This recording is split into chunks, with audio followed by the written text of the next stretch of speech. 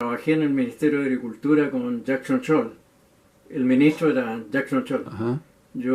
Organicé un equipo que se llamaba Equipo de Planes Operacionales Zonales, de tal manera de que tuve bastante contacto con los campesinos durante el proyecto de la reforma agraria.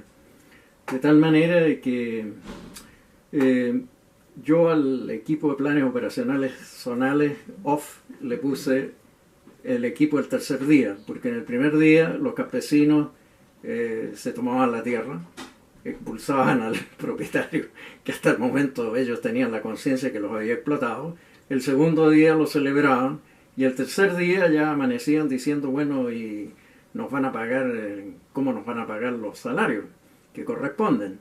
Y apareció una voz sabia que decía, pero si ahora nosotros somos dueños de la tierra, es decir, nadie nos va a pagar, nosotros mismos vamos a tener que explotar, etc.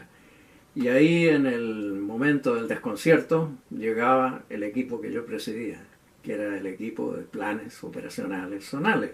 Y junto con los trabajadores hacíamos un plan de explotación de la propiedad, de tal manera que ese plan tuviera rendimiento, los rendimientos significaran después producción, y que la producción pudiera venderse correctamente, precios, salario, en fin, el problema fundamental de la economía, es decir, la distribución de los ingresos y la riqueza.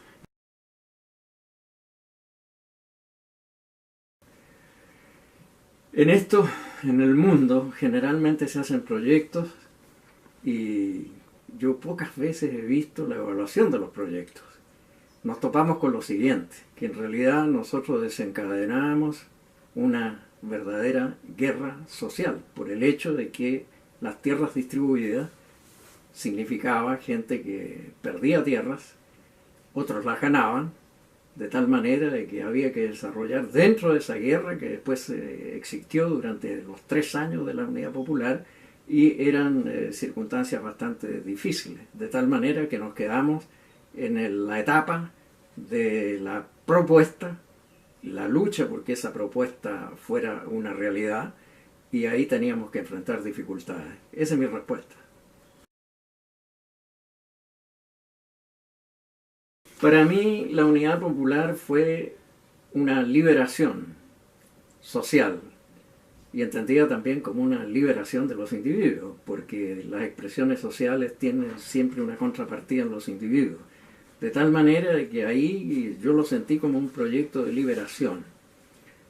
Y podría ser en una segunda etapa un proyecto de liberación nacional, porque estábamos saliendo de una explotación muchas veces se decía feudal. En los casos de la tierra, en la urbe había mucha pobreza, de tal manera que en ese sentido hay que entender el aspecto de liberación nacional, por así decirlo. Esto se asentaba en 3 pilares: la reforma agraria, el área de propiedad social y por último la nacionalización del cobre. Y entendíamos que la nacionalización del cobre iba a aportar recursos suficientes para desarrollar la economía en todos aquellos sectores que estaban subdesarrollados, subexplotados y lógicamente con mucho desempleo. Esos eran los 3 proyectos, y esos proyectos significaban golpear bajo la línea de flotación del sistema, y naturalmente había que esperar reacciones. Eso fue la Unidad Popular en los 3 años en que sobrevivió.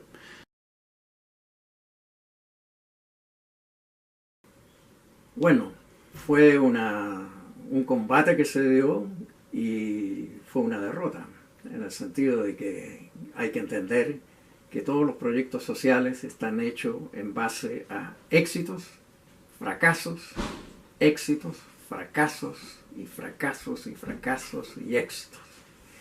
Es dialéctico, de tal manera que el que no está preparado para eso simplemente no puede entrar en un proyecto político y social de grandes reformas. Yo creo que se eliminó completamente, porque ahí se pensó que el mercado iba a resolver todos los problemas, y la verdad es que el mercado no es un sitio justamente donde se resuelven los problemas, puesto que bien tú tienes productividad y tienes bienes y servicios para colocar en el mercado y repartes, y el problema está en cómo repartes. Y en segundo lugar, cómo participa el trabajador en ese esfuerzo de producción de bienes y servicios. De tal manera que hay varias situaciones en las cuales se puede practicar la solidaridad y por otro lado el esfuerzo social. O bien lo dejamos en manos del mercado o bien lo dejamos en manos de la gente que está participando. Y los que están participando no todas las veces tienen el lugar que corresponde a una sociedad que finalmente va a tener que distribuir con justicia.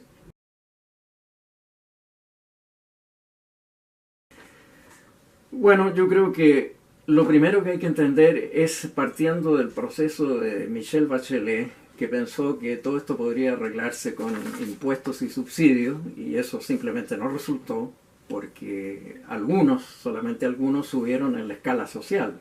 Y hubo otros pobres que no pudieron subir en la escala social, de tal manera de que al final esto se resolvió entre una guerra de los que tenían y los que no tenían, y que eran trabajadores todos al comienzo. Es lo que se llama una guerra entre trabajadores. Es decir, es una nueva forma de lucha social.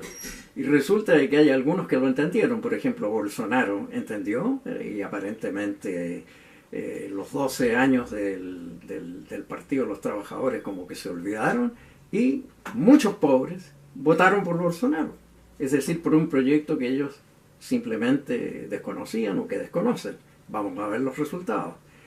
Lo mismo sucedió en Estados Unidos. El Obamacare y todos los proyectos que se hicieron en la educación, que fueron importantes en la época de Obama y también en parte en la época de Bush, simplemente hubo gente que no recibió eso, de tal manera de que muchos pobres votaron por Trump, en un proyecto que en realidad aparece tanto en teoría como en práctica, que no es un proyecto social. En el caso del lago se dice crecer y después distribuir. Bueno, fue un gobierno en que hubo muchos casos de corrupción, entre ellos, por ejemplo, los sobresueldos que se hacían por debajo de la mesa y que se pagaban en el Ministerio de Obras Públicas, donde efectivamente existen recursos que van a concesiones, y concesiones que finalmente se manejan según lo que pueden interesar a estos sobresueldos, etcétera, etcétera. Es una cosa circular. Bueno, el gobierno de Lagos fue un gobierno corrupto y que finalmente pensaba, y resulta de que el crecimiento después no redunda en distribución. Entonces uno se pregunta, ¿cómo lo vamos a hacer? Y ese es todo el problema.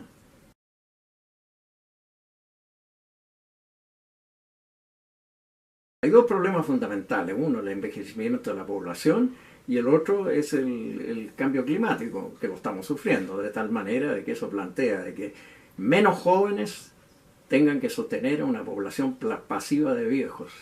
Y al mismo tiempo tenemos otra cosa, que tenemos la inteligencia artificial, la robotización, la mecanización, etcétera, que implica que el salario social no todas veces correspondan a un efecto que se está produciendo, que ya lo decía un secretario del trabajo de Clinton, Robert Reich, que decía que las máquinas van a crear más producción con menos trabajadores para crear una producción inmensa que no sabemos cómo la vamos a comprar.